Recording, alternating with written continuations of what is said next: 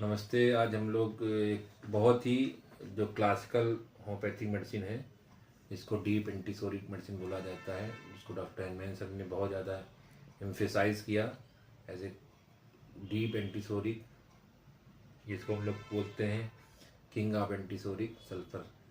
तो सल्फ़र का जो बेसिक थीम है, जो मुझे समझ में आया, जो डॉक्टर शंकरन सर ने भी बताया है और जो डॉक्टर विथालकर सर को पढ़ने के बाद भी समझ में आया मुझे, कि सल्फर के अंदर एक बहुत ज़बरदस्त एक डर है।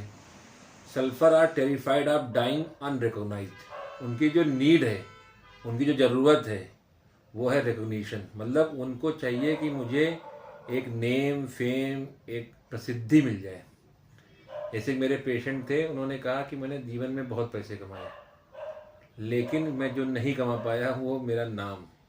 मुझे लोग जानते नहीं हैं। तो सल्फर का सबसे बड़ा डर है कि यार मेरा नाम नहीं हुआ। सब तो हुआ, सब कुछ मिला, लेकिन नाम नहीं मिला। तो उनका सारा कुछ है नेम। इसीलिए वो नॉलेज जो बटोरते रहते हैं ना, उसके पीछे भी पर्पज यही है कि मैं एज ए नॉलेजेबल पर्सन एक महान व्यक्तित्व के रूप में पहचाना जाऊँ। और तो इसको उनके अंदर इतना ज़्यादा है, इसीलिए जैसे बीमारी आती है तो सल्फर के पेशेंट के बारे में डॉक्टर प्रफुल्ल विजयकर सर बोलते थे, वो जांच नहीं कराते हैं।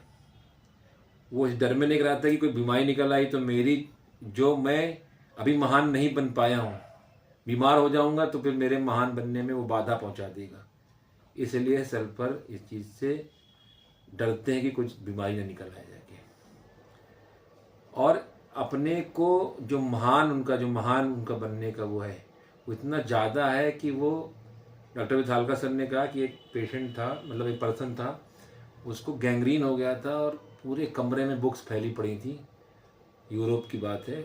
और वो गए वहाँ पे, तो उसने मतलब उस बात को मानने से भी मना कर दिया कि उसको बीमारी है। इतनी बदबू आ रही थी, दूर से बात कर रहे थे, क्योंकि वो उनको अपने नॉलेज का, इसीलिए वो इन्वेंशन पे लगे रहते हैं।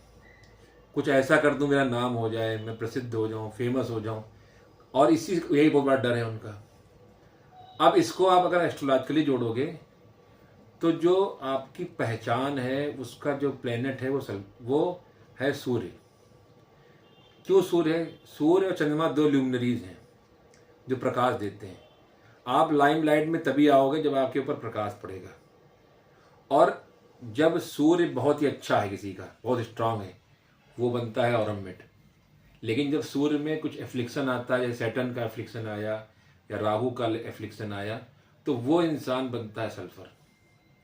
क्योंकि सूर्य आपका चाह रहा है रिकॉग्निशन, और यहाँ पे सैटर्न में fear of failure, guilt complex, ये बहुत ज़्यादा है। तो यहाँ पे दो पार्ट में वो डिवाइड हो गया। बड़ा भी बनना है, कहीं ऐसा ना हो मैं छोटा रह जाऊँ। इसीलिए सल्फर में एक और है कि डिल्यूजन डिसग्रेस्ड, कहीं ऐसा ना हो मैं डिसग्रेस हो जाऊँ, कोई मेरी वही न रह जाए, वजूद ही न रह जाए। तो ये सारा कुछ बहुत ज़्यादा उसके सूर्य पे एफ्लिक्शन की वजह से आता है। इसको एक बहुत अच्छे ऑथर हैं ज्योतिष के, उन्होंने भी लिखा है कि हमारा सूर्य तीन तरीके से काम कर सकता है आयुर्वेदिक के कॉन्सेप्ट पे, कि राजसिक, तामसिक और सात्विक। जो सात्विक सूर्य होगा, जैसे मैंने बोला ऑरा मेटेलिकम का, उसको रिकॉग्निशन की इतनी भूख नहीं है।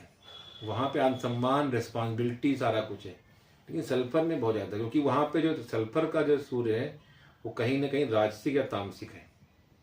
वहाँ पे बहुत ज़्यादा उसको नीड है। और राहु क्या करता है, इसको बढ़ाता है, लेकिन डर भी लाता है कि कहीं ऐसा ना गड़बड़ हो जाए।